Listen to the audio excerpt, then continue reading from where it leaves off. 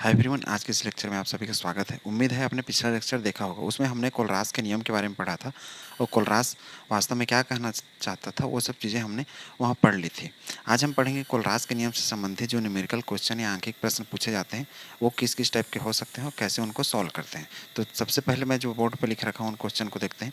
जैसे पहला क्वेश्चन है, निम्नलिखित विद्युत अपघट्टियों के लिए अनंत तनुता पर, अर्थात जो कोलरास का नियम था वो इन्फिनाइट डायल्यूशन वाली स्थिति पर था, इसलिए सारे क्वेश्चन में अनंत तनुता वाले शब्द ही आएंगे। मोलर चालकता और तुल्यांकी चालकता को अभिव्यक्त करें, अर्थात जो यहाँ पे ये विद्युत अपघट या इलेक्ट्रोलाइट ले रखा हूँ उनके लिए मैं मोलर चालकता अर्थात मोलर कंडक्टिविटी और इक्विवेलेंट कंडक्टिविटी दोनों निकालूंगा। ठीक, जैसे पहले मैं ले लेता हूँ जो पहला क्वेश्चन है उसमें Al2SO4 थ्राइस। अब इनको हम सरलता के लिए थोड़ा सा तोड़ लेते हैं। कैसे तोड़ेंगे? आयनों के रूप में 2Al plus 3 plus 3SO4 2 minus criss cross method या जिसको आड़ा तिरछा विधि बोलते हैं उस हिसाब से ये 2 इसके ऊपर चला जाएगा माइनस के रूप में, ये 3 इसके ऊपर चला जाएगा और जो इनकी संख्या है वो सामने आ जाएंगे। अब देखिए मोलर चालकता अर्थात मोलर कंडक्टिविटी देखें इनफाइनाइट डायल्यूशन पे, तो या तो हम लोग ऐसा ले सकते हैं एम और यहाँ पे 0 लिख सकते हैं, या फिर इस तरीके से इनफाइनाइट का निशान, या फिर क्या लिख सकते हैं हम लोग इस तरीके से लेमडा एम और ये इनफाइनाइट का निशान। कोई भी चीज़ें ले सकते हैं जिसमें जो सुविधा हो या जिसको जैसा बनाना हो। चूँकि हमारे पास क्या है Al2SO4 थ्राइस, तो इसकी यदि मोलर कंडक्टिविटी में निकालूं तो इस तरीके से लिख रहा हूँ मोलर कंडक्टिविटी किसका, एल्युमिनियम सल्फेट का, लेमडा एम इनफाइनाइट। चूँकि मोलर कंडक्टिविटी में क्या लिखते हैं, स्टोइकोमेट्रिक कोफिशिएंट को सामने लिखा जाता है 2 और ये क्या है Al प्लस 3, इस तरीके से ब्रैकेट में प्लस 3 को सामने रखूँगा। फिर मोलर कंडक्टिविटी इनफाइनाइट डायल्यूशन पर किसका, SO4 2 माइनस का। ठीक, ये मोलर कंडक्टिविटी की खासियत यह होती है कि स्टोइकोमेट्री इसके सामने होते हैं। इसी प्रकार यदि मैं इसका सेम इक्विवेलेंट कंडक्टिविटी देखूं इनफाइनाइट डायल्यूशन पे तो क्या लिखूंगा, Al2SO4 thrice equal to equivalent conductivity molar conductivity में अंतर ये होता है कि इसमें स्टोइकोमेट्री नहीं लेते हैं, अर्थात इनके जो मोल हैं कितने मोल लिए गए हैं, जैसे यहाँ पे 2 है यहाँ पे 3 है, उस केस में यहाँ पे इक्विवेलेंट वाले में नहीं लिखे जाते, डायरेक्ट सीधे लिखे जाते हैं इनफाइनाइट डायल्यूशन पर equivalent conductivity Al plus 3 plus lambda M infinite M की जगह यहाँ पे हम लोग EQ लिखेंगे इक्विवेलेंट कंडक्टिविटी और SO4 2 माइनस। तो उम्मीद है इक्विवेलेंट कंडक्टिविटी और मोलर कंडक्टिविटी निकालना आपने सीख लिया होगा। नेक्स्ट दूसरा देखें BaOH ट्वाइस, इनको यदि मैं इनके आयनों में कन्वर्ट करूँ तो कैसे तोड़ सकता हूँ, Ba प्लस 2, ये 2 इसके ऊपर चला जाएगा प्लस OH माइनस, और ये कितना टाइम्स 2 टाइम्स, इस तरीके से। इसके लिए यदि मोलर कंडक्टिविटी लिखूँ तो M लिखूँगा इनफाइनाइट डायल्यूशन पर, क्या हो जाएगा BaOH twice equal to M infinite dilution. सबसे पहले Ba प्लस 2 को ले रहे हैं ब्रैकेट बंद, फिर इनफाइनाइट डायल्यूशन पर मोलर कंडक्टिविटी किसका, OH माइनस का, और ये जो 2 है ये स्टोइकोमेट्री यहाँ पे सामने चला जाएगा। तो उम्मीद है चीज़ें आपने समझ ली होंगी। इसी को मान लो मैं इक्विवेलेंट कंडक्टिविटी के रूप में लिखूँ तो इनफाइनाइट लिखूँगा BaOH ट्वाइस और lambda EQ infinite Ba plus 2 bracket बंद प्लस, यहाँ इक्विवेलेंट वाले केस में ये 2 को नहीं लिखना है, इसको हटाना है, जो कि हमने कोलरास के नियम में भी पढ़ रखा था, EQOH माइनस। ठीक, तो उम्मीद है चीज़ें आपने समझ ली होंगी। इसके अलावा बाकी जो 2 हैं ये वाले, जैसे सोडियम क्लोराइड का हो गया और कैल्शियम फास्फेट का, इन चीज़ों को आप खुद से बनाकर देखिए, ये भी ऐसे ही बनेंगे। मैं इसमें हिंट दे रहा हूँ। जैसे सोडियम क्लोराइड अपने आयनों में टूटेगा तो इस तरीके से टूटेगा, NaCl Na प्लस और Cl माइनस में टूटेगा। उसी तरीके से कैल्शियम फास्फेट Ca3PO4 और ट्वाइस को यदि आयनों में तोड़ें तो 3Ca plus 2 plus 2PO4 3 minus में, इस तरीके से टूटेगा। तो उम्मीद है चीज़ें आपने सीख ले होंगे। अब इसी के आधार पर आप इस तरीके से इन दोनों का मोलर कंडक्टिविटी निकाल सकते हैं और इक्विवेलेंट कंडक्टिविटी। मोलर कंडक्टिविटी में आपको ध्यान देना है कि स्टोइकोमेट्री को लिखना है, इक्विवेलेंट कंडक्टिविटी में इन स्टोइकोमेट्री को नहीं लिखना है। ठीक है, ये हो गया हमारा पहला क्वेश्चन। इसको नोट करिए, फिर हम अगला क्वेश्चन देखते हैं। अब हम हल करेंगे जो दूसरा टाइप का क्वेश्चन है। इसमें क्या निकालना है, कैल्शियम क्लोराइड और मैग्नीशियम सल्फेट के लिए इनफाइनाइट डाइल्यूशन पर मोलर कंडक्टिविटी और इक्विवेलेंट कंडक्टिविटी का नाम, वो भी इनफाइनाइट डाइल्यूशन पे। इनफाइनाइट डाइल्यूशन अर्थात अनंत अनुता को शून्य सांद्रता भी कहा जाता है, इसलिए इसके ऊपर लेमडा के ऊपर मैंने 0 लगा रखा है। ठीक है, इसके अलावा इसमें यूनिट भी होता है। मान लो हमको सिर्फ मोलर कंडक्टिविटी पूछा रहेगा, तो ये जो वैल्यू होंगे इनके अलग अलग आयनों के, तो इसके साथ ये रहेगा साइमन सेंटीमीटर स्क्वायर पर मोल। यदि हमको सिर्फ मोलर कंडक्टिविटी निकालना है तो ये जो वैल्यू रहेंगे ना, इनके साथ ये यूनिट जुड़ा रहेगा। और मान लो हमको कभी तुल्यांकी चालकता अर्थात इक्विवेलेंट कंडक्टिविटी निकालना हो, तो इक्विवेलेंट कंडक्टिविटी के केस में इसका जो यूनिट रहेगा वो हो जाएगा साइमन सेंटीमीटर स्क्वायर इक्विवेलेंट पर अर्थात पर इक्विवेलेंट। ठीक है, तो थोड़ा सा इनके जो यूनिट है उनमें अंतर आएंगे, बाकी जो बनाने का विधि है दोनों को सेम है। पहले हम लोग दूसरा क्वेश्चन को ट्राई करके देखते हैं। दूसरा देखिए, कैल्शियम क्लोराइड और मैग्नीशियम सल्फेट के लिए मोलर कंडक्टिविटी और इक्विवेलेंट कंडक्टिविटी निकालना है, जबकि मान दिया हुआ है। कैल्शियम क्लोराइड के यदि लिखूँ मैं CaCl2, तो इस तरीके से लिखूँगा Ca+2 माइनस, इस तरीके से। अब इनके मोलर कंडक्टिविटी की बात करूं तो m इनफाइनाइट डाइल्यूशन पर किसका, कैल्शियम क्लोराइड का। और हमने अभी सीखा है मोलर कंडक्टिविटी कैसे लिखेंगे, लेमडा इनफाइनाइट या 0 भी लिख सकते हैं, इस तरीके से। दोनों का अर्थ एक ही है, m Ca+2 plus lambda m infinite और 2 स्टोइकियोमेट्रिक सामने रहेगा Cl माइनस। ठीक है, इनके अब डाटा देखो। कैल्शियम का कितना दिया है 119, तो यहाँ पे 119 लिखूँगा मैं कैल्शियम का, प्लस क्लोराइड का कितना दिया है, क्लोराइड का दिया है 76.34। ठीक है, तो 76.34 दिया है। चूँकि यहाँ पे स्टोइकियोमेट्री कितना है 2 है, तो 2 गुणा लिखूँगा मैं 76.34। अब यदि इनको कैलकुलेट करें तो ये लगभग 271.68। चूँकि मैं क्या निकाल रहा हूँ, मोलर कंडक्टिविटी निकाल रहा हूँ, तो साइमन सेंटीमीटर स्क्वायर पर मोल इसको लिखूँगा। ठीक है, उम्मीद है चीज़ें आपने समझ ली होंगी। इसमें सीधा से इनका गुणा करना है और इसमें प्लस करना है। इसी तरीके से यदि मैं निकालूं इनका इक्विवेलेंट कंडक्टिविटी, तो सीधा सा m लिखूंगा, EQ लिखूंगा, और ये CaCl2 इक्विवेलेंट कंडक्टिविटी में क्या करते हैं, स्टोइकियोमेट्री को नहीं लिखा जाता है, बाकी सेम रहती हैं। Ca+2 प्लस 2 को हटा दें, सीधा से क्या लिखें, MCl माइनस, डाटा अपने क्या है 119 था कैल्शियम के लिए, और क्लोराइड के लिए कितना दिया था 76.34। देखिए यहाँ पे स्टोइकियोमेट्री मैंने हटा दिया है। इस तरीके से हम इसका क्या निकालेंगे, जो भी इसका आएगा आंसर, इसमें हम लोग यूनिट लिखेंगे साइमन सेंटीमीटर स्क्वायर पर इक्विवेलेंट। तो उम्मीद है चीज़ें आपने समझ ली होंगी। इसी तरीके से मैग्नीशियम सल्फेट का भी आप निकाल सकते हैं। मैग्नीशियम सल्फेट के लिए इस तरीके से MgSO4 और Mg क्या लिखूँगा +2 और SO4 2 माइनस लिखना है मुझे। ठीक है, अब इनका यदि मैं मोलर कंडक्टिविटी निकालूं इनफाइनाइट डाइल्यूशन पे, तो m लिखूंगा और क्या लिखना है मुझे MgSO4, और साथ में लेमडा इनफाइनाइट डाइल्यूशन पे क्या निकाल रहे हैं, मोलर कंडक्टिविटी Mg+2 प्लस फिर इनफाइनाइट डाइल्यूशन पे मोलर कंडक्टिविटी किसका, सल्फेट आयन का। इस तरीके से लिखेंगे। अब देखिए यहाँ पे मैग्नीशियम का कितना दिया है 106, तो यहाँ पे मैं लिखूँगा 106 प्लस सल्फेट का कितना दिया हुआ है 160, तो ये कितना हो जाएगा 266 साइमन सेंटीमीटर स्क्वायर पर मोल। तो ये हो गया इसका मोलर कंडक्टिविटी। इसी तरीके से मैं इनका इक्विवेलेंट कंडक्टिविटी देखूं तो इसके केस में चूंकि यहाँ पे कोई स्टोइकियोमेट्री है ही नहीं, तो इक्विवेलेंट कंडक्टिविटी का मान भी इसका यही आएगा सेम, क्योंकि मोलर कंडक्टिविटी जैसे ही इसका मान इक्विवेलेंट में आएगा बिना स्टोइकियोमेट्री कोफिशिएंट के। ठीक है, उसको आप बना के देख सकते हैं। सिर्फ शब्द के फेर रहेंगे, इक्विवेलेंट लिखेंगे MgSO4, और सेम यही चीज़ आएगा, क्योंकि स्टोइकियोमेट्री वाला झमेला नहीं है, तो सीधा से 106 प्लस 160। m की जगह हर बार इक्विवेलेंट आपको लिखना है। इस तरीके से हो जाएगा 266। यूनिट में फ़र्क आ जाएगा सेंटीमीटर स्क्वायर पर इक्विवेलेंट। इसको नोट करिए जल्दी से, फिर तीसरा टाइप का क्वेश्चन हम लोग बनाकर देखेंगे।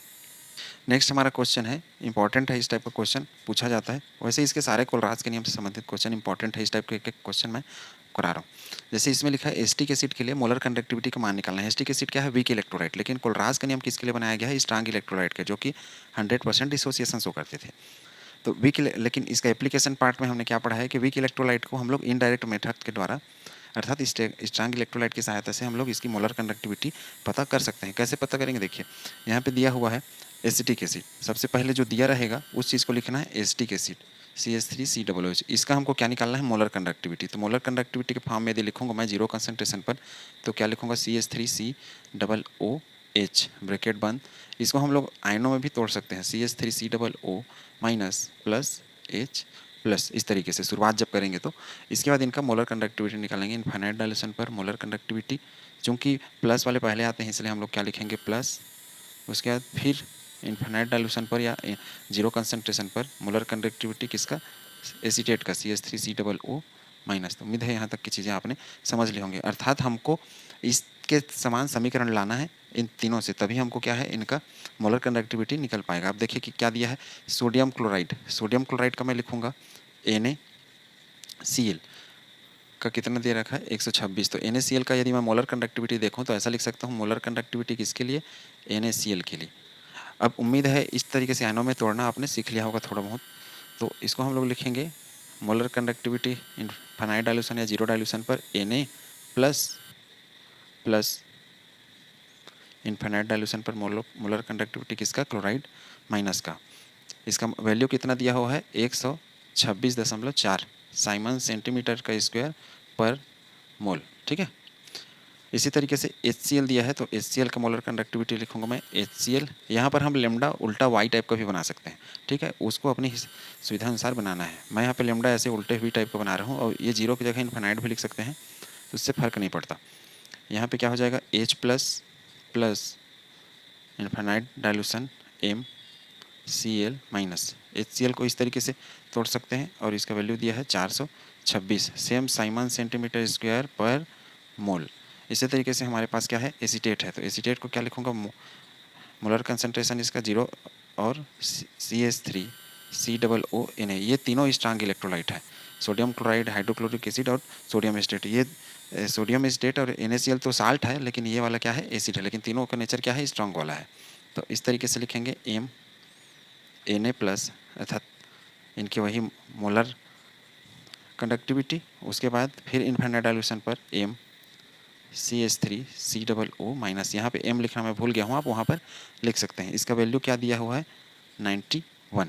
वो भी यूनिट क्या है, साइमन सेंटीमीटर स्क्वायर पर मोल। यहाँ पे मैं यूनिट नहीं लिखा हूँ, ये सब में क्या रहेगा, वही सेम यूनिट रहेगा। ठीक है, कुछ चीज़ें आप यूनिट से समझ पाएंगे कि उसका आंसर मुझे कैसे बनाना है। जैसे मोल लिखा है, इसका अर्थ है कि मोलर कंडक्टिविटी की वैल्यू है। EQ लिखा रहेगा या E लिखा रहेगा, इसका अर्थ है कि वो इक्विवेलेंट कंडक्टिविटी का वैल्यू है। ठीक। अब देखिए हमको इस तरीक़ा से समीकरण निकालना है, अर्थात ये चीज़ लाना है और इसी का हमको मान निकालना है। कैसे लाएंगे, संभावना देखते हैं तीनों में।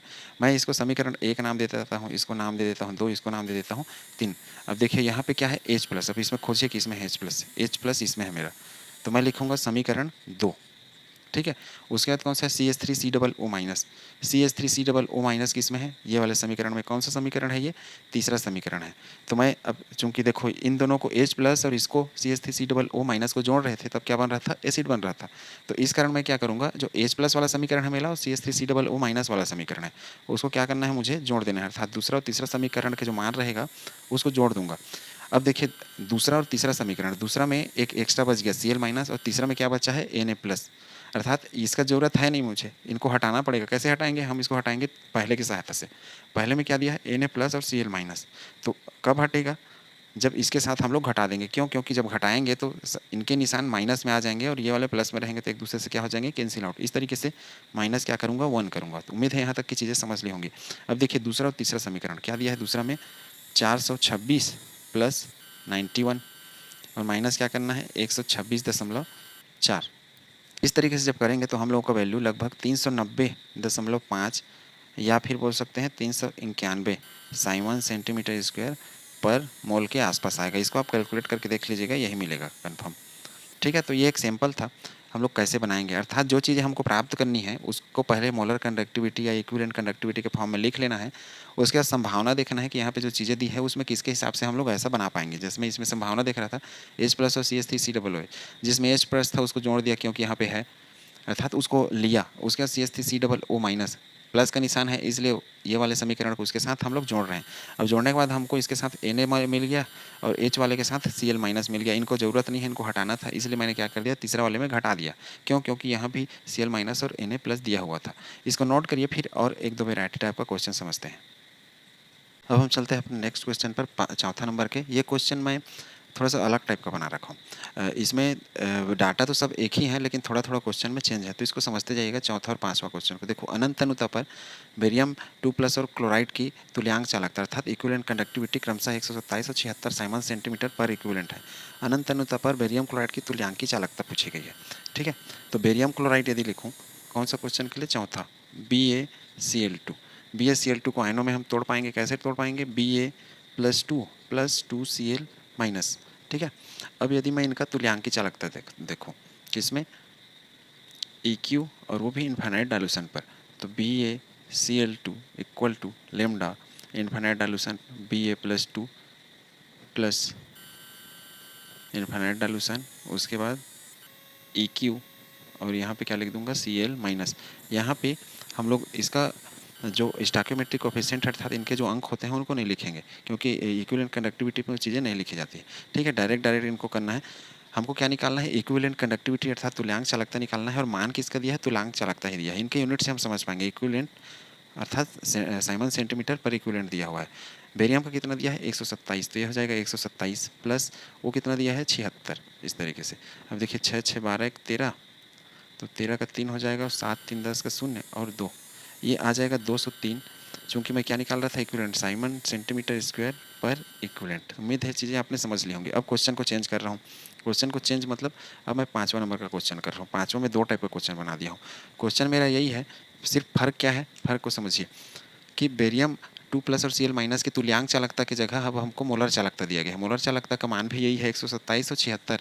पहचानेंगे कैसे कि यहाँ पे लिखा रहेगा साइमन सेंटीमीटर स्क्वायर पर मोल।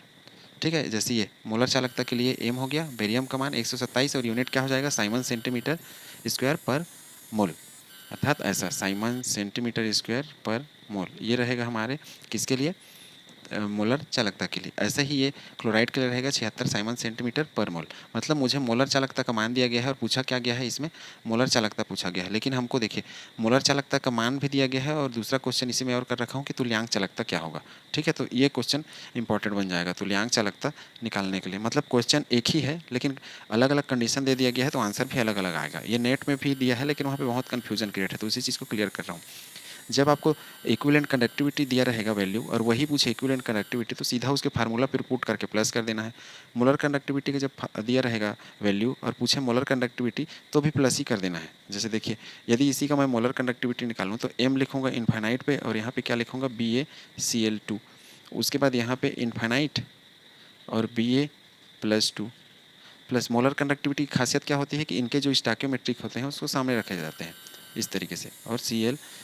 अब देखिए डाटा 127 हो गया, प्लस 2 गुणा इसका वैल्यू कितना है, 76। देखो 76 और गुणा 2 करेंगे तो देखिए 75 में तो होता है 150, और 76 है तो 152।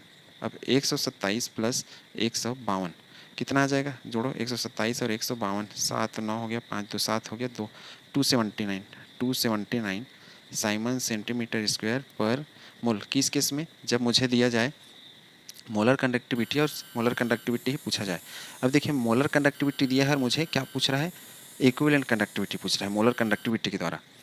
ऊपर में तो इक्विवेलेंट कंडक्टिविटी पूछा था, इक्विवेलेंट कंडक्टिविटी देकर अर्थात तुल्यांक चालकता देकर, तुल्यांक चालकता पूछ रहा था सभी आयनों का, मतलब सभी आयनों का तुल्यांक चालकता देकर टोटल पूछ रहा था। नीचे में सभी आयनों का मोलर चालकता देकर टोटल पूछ रहा था, लेकिन क्वेश्चन अब बदल दिया, मोलर चालकता देकर इक्विवेलेंट कंडक्टिविटी कैसे निकालेंगे। तो इसके लिए हमारे पास फार्मूला इस तरीके से बन जाएगा। देखिए हमने पढ़ा है पीछे कि जो हमारा इक्विवेलेंट कंडक्टिविटी रहता है और जो मोलर कंडक्टिविटी होता है उनके बीच में रिलेशन क्या होता है, इस तरीके से मोलर कंडक्टिविटी अपान n फैक्टर, ये हमारा रिलेशन होता है। ठीक है, अब मुझे मान लो एक मोलर कंडक्टिविटी दिया है और उसका क्या निकालना है, इक्विवेलेंट कंडक्टिविटी। तो मैं लिखूँगा E इन्फिनिट डायल्यूशन पर अर्थात EQ, और ये लिखूँगा BaCl2। और अब देखो मोलर कंडक्टिविटी किसका, ये वाले का, तो मैं लिखूँगा ये m Ba+2 इन्फिनिट डायल्यूशन पर। ये यहाँ पे m लिखना मैं भूल गया हूँ, ये मोलर कंडक्टिविटी के लिए पहचान रहता है, और इस स्टोइकियोमेट्री से भी आप पहचान सकते हैं। Molar conductivity by n factor, इसका n फैक्टर कितना होगा, +2 लिखा है तो जो इसके ऊपर घात होते हैं वही n फैक्टर होते हैं, तो मैं कर दूंगा /2 इस रिलेशन के हिसाब से।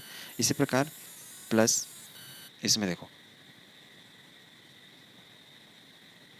मोलर कंडक्टिविटी किसका, Cl- का, और इसका n फैक्टर अपॉन n किसके लिए हम लोग कर रहे हैं, चूंकि एक इक्विवेलेंट कंडक्टिविटी है तो ये वाला जो मान था हमारा इक्विवेलेंट, इसी को हम लोग मोलर कंडक्टिविटी के रूप में बदल रहे हैं, अर्थात ये वाले डाटा को, जैसे Cl लिखा है और ये वाला चीज़, तो चूंकि n फैक्टर इसका कितना है 2 और ये वाले में Cl माइनस लिखा है इसलिए n फैक्टर कितना है उसका 1। अब इसी में हम लोग इनके डाटा पुट करेंगे, अर्थात जब मोलर कंडक्टिविटी दिया रहे और पूछ दे इक्विवेलेंट कंडक्टिविटी का मान, तो हम लोग इस टाइप के फार्मूला अर्थात इस रिलेशन का प्रयोग करेंगे। पहले इक्विवेलेंट कंडक्टिविटी ऐसे निकाल लेंगे, फिर उन्हीं के n फैक्टर को अपान करके इस तरीके से अर्थात मोलर कंडक्टिविटी बना के ऐसा बनाएंगे। ठीक है, बेरियम का देखिए, बेरियम कितना दे रखा है 127, तो यह हो जाएगा बाई 2 प्लस क्लोराइड कितना दिया है 76, भाग देकर जोड़ूं तो यहाँ पे हमको 127/2 में आ जाएगा 63.5 और ये जो 76 है उसको यदि हम लोग प्लस करें तो ये हमारा जो डाटा होता है वो आ जाएगा 139.52 के आसपास। ठीक है, ये आप जब प्लस करेंगे तो आपको समझ में आ जाएगा, इसमें याद करने वाला कोई चीज़ है नहीं। चूँकि हम लोग क्या निकाल रहे थे इक्विवेलेंट कंडक्टिविटी, तो लिखूंगा साइमन सेंटीमीटर स्क्वायर इक्विवेलेंट अर्थात पर इक्विवेलेंट। ठीक है, तो हमारे पास 3 आंसर, वो भी अलग अलग कंडीशन पे, और प्रश्न कैसा था हमारा एक ही जैसे प्रश्न था। अब नेक्स्ट देखो, इसमें हमारे पास जो अलग टाइप का प्रश्न है वो कौन सा है, अलग है हमारा 6वां नंबर का क्वेश्चन। तो क्वेश्चन में क्या पूछा है 298 केल्विन पर एसिटिक अम्ल के वियोजन की मात्रा अर्थात डिग्री ऑफ डिसोसिएशन पूछा है, जबकि एसिटिक एसिड का वैल्यू दे रखा है इस टेम्परेचर पर और साथ में इन्फाइनाइट डाइल्यूशन पर एसिटेट और H+ आयन का वैल्यू दे रखा है। ठीक है, तो हमने जो एप्लीकेशन पार्ट है उसमें पढ़ा हुआ था किसके, कोलराज के, कि जो कोई भी कंसंट्रेशन पर molar conductivity by infinite dilution पर मोलर कंडक्टिविटी। अब यहाँ पे यदि देखें तो कोई भी जो कंडीशन है उसमें मोलर कंडक्टिविटी का मान ये है 11.7 और ये वाला हमारा इन्फाइनाइट के लिए है। अब इन्फाइनाइट के लिए कैसे निकालेंगे, इन्फाइनाइट के लिए देखना CH3 जो एसिटिक एसिड है उसका हम लोग पहले निकाल लेंगे मोलर कंडक्टिविटी CH3COOH, और ये कैसा हो जाएगा इन्फाइनाइट डाइल्यूशन पर H+ का molar conductivity plus infinite dilution पर CH3COO माइनस का मोलर कंडक्टिविटी, जो कि हमने पीछे भी सीख रखा है इसको कैसे निकालते हैं। H+ का देखो, H+ का कितना दे रखा है 349.1 प्लस एसीटेट का दिया है 40.9, इसको यदि हम लोग जोड़ें तो देखो 40.9 और 0.1 तो ये हो गया 41 और 41 और 1 करेंगे तो ये 50 और 50 और 40 हो जाएगा 390। चूँकि हम लोग क्या निकाल रहे हैं मोलर कंडक्टिविटी इन्फाइनाइट डाइल्यूशन पर एसिटिक एसिड का, तो ये हो जाएगा साइमन सेंटीमीटर स्क्वायर पर मोल। ये तो हो गया हमारे लिए एसिटिक एसिड का इन्फाइनाइट डाइल्यूशन पर मोलर कंडक्टिविटी, अर्थात ये जो नीचे वाला वैल्यू है वो, तो ऊपर वाला वैल्यू क्या कौन सा है, तो ऊपर वाला वैल्यू हमारा ये है जो पहले से दे रखा है, अर्थात जो कि अलग कंडीशन पे था, अलग कंसंट्रेशन पे था, तो हम लिखेंगे अल्फ़ा इक्वल टू ये वाला जो वैल्यू है अर्थात ये AM और अलग कंसंट्रेशन पर वो है 11.7, तो इसको मैं लिखूँगा 11.7 बाई 390। तो इस तरीके से जब हम लोग इसका भाग करेंगे 11.7 का 390 से, तो इसका उत्तर लगभग 3 × 10⁻2 के आसपास आता है। इसको जब भाग देंगे तब भाग आप मैनुअल तरीके से देंगे। ठीक है, उत्तर को एक बार और क्रॉस चेक कर लेंगे। उम्मीद करता हूँ आपने थोड़ा बहुत गणित बनाना सीख लिया होगा। गणित अर्थात न्यूमेरिकल क्वेश्चन करने के लिए आपको जो फार्मूले होते हैं इस टाइप से या फिर इन चीज़ों को बनाना आना चाहिए। ये इंपॉर्टेंट क्वेश्चन थे, ऐसे ही ढेर सारे क्वेश्चन आपको बुक में भी आपके मिलेंगे। आज के लिए बस इतना ही। नेक्स्ट टॉपिक में हम लोग बात करेंगे करोजन की अर्थात संक्षारण की, और लोहे में जो जंग लगता है अर्थात रस्टिंग ऑफ आयरन किस तरीके से होता है, वहाँ पे इलेक्ट्रोकेमिकल सेल कैसे बनता है उसकी बात करेंगे। Thank you.